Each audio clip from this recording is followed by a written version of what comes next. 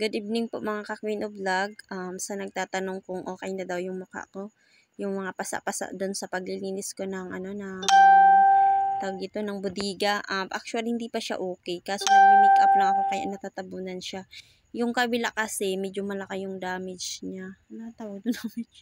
Ito ayan Papakita sa inyo ayan Ayan. Medyo siya, yan, marami pa. Oy, mamaya na kayo mag-chat. Diyan sa mga nag-chat, mamaya na. Tumutunog alam nyo, nagbablog pa ako. Ayan,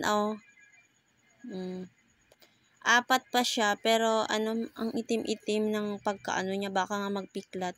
So, nagwa-worry nga ako, baka nga magpiklat. Yan, ayan, apat. At then, dito sa, sa kabilang pisngi ko, talagang medyo magaling na siya. Pero, ayan, may nakikita nyo, medyo kulay pink pa siya. Then, meron pa ako dito. Ayan kulay pink din. Kulay pink na siya kasi, pawala na siya, ayan So, ito. Ginamot ko na siya kanina ng antibacterial kasi medyo nangangati na siya pag, hindi ko alam, pag kasi, pag hindi ako naglalagay nun, medyo makati. Ayan, salamat po pala sa mga legit followers ko dyan. Alam nila yung update ng buhay ko at istorya lagi ng buhay ko, no? Thank you so much po.